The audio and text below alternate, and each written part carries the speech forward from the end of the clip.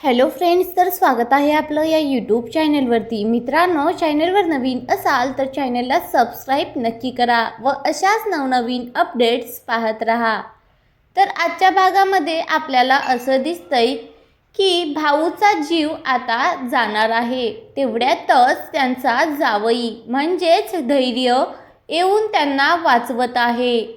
भाऊंना एक ट्रक उडवण्यासाठी आलेली असते आणि सावी हे सगळं पाहत असते। तेवढ्यातच तिथे धैर्यची एंट्री होते आणि धैर्य भाऊंना वाचवतो। म्हणजेच भाऊंना ढकलून तो स्वतः त्या गाडीखाली जातो व धैर्यचा अपघात होतो।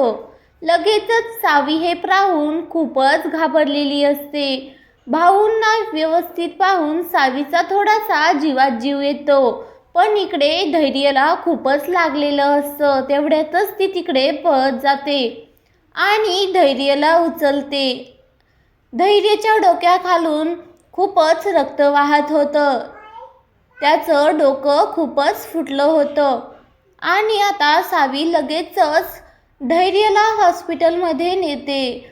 हॉस्पिटलमध्ये नेऊन आता डॉक्टर धैर्याची तपासणी चालू करतात। तेवढ्यातच तपासणी वगैरे झाल्यावरती सावी डॉक्टरांना विचारते, डॉक्टर काही अडचण आहे का?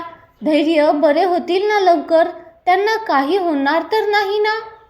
भाऊही चिंतेत असतात आणि आता सावी म्हणते की डॉक्टर सांगा ना, नेमकं काय झालंय?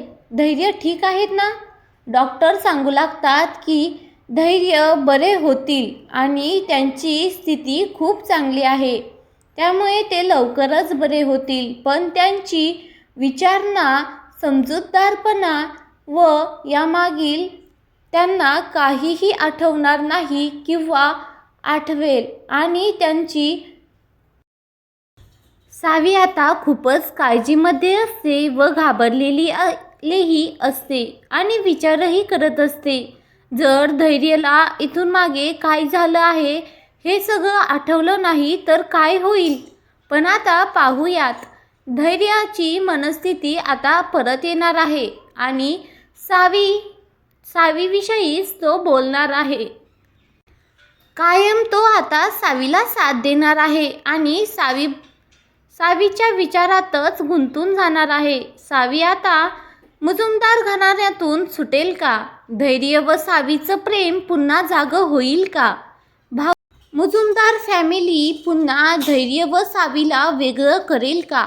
हे पाहण्यासाठी चॅनलला सबस्क्राईब नक्की करा।